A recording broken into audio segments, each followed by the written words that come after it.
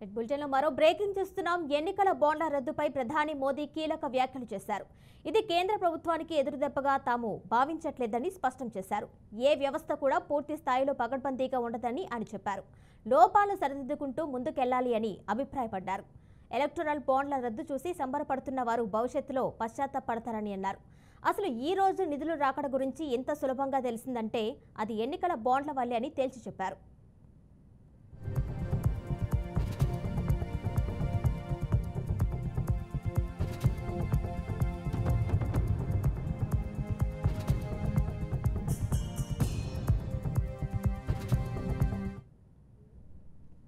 ఎన్నికల బాండ్లు ప్రజల సమాచార హక్కును ఉల్లంఘిస్తుంది అంటూ సుప్రీంకోర్టు రద్దు చేసింది. అనంతరం సర్వోన్నత న్యాయస్థానం ఆదేశాల మేరకు స్టేట్ బ్యాంక్ ఆఫ్ ఇండియా బాండ్ల వివరాలను ఈసీకి సమర్పించింది. ఎన్నికల సంఘం ఈ సమాచారాన్ని బహిర్గతం చేసింది. దీని ఆధారంగా కాంగ్రెస్ బీజేపీని టార్గెట్ చేసింది. క్రిమినల్ కేసులున్న అనేక సంస్థలు ఎన్నికల బాండ్లు కొన్నాయని ఆరోపించింది.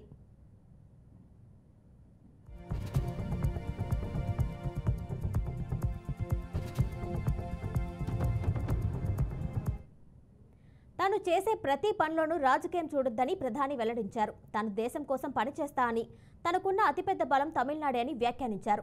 ఓట్లే తన ప్రాధాన్యత అయి ఉంటే ఈశాన్య రాష్ట్రాలకు ఇంత చేసి ఉండేవారం కాదని తెలిపారు. బీజేపీ ప్రభుత్వంలో మంత్రులు ఆ ప్రాంతాన్ని దాదాపు 150 సార్లు సందర్శించారని చెప్పారు. గత ప్రధానుల కంటే ఎక్కువగా తాను 3 సార్లు ఈశాన్య రాష్ట్రాల పర్యటన చేపట్టినట్లు ప్రధాని మోదీ స్పష్టం చేశారు.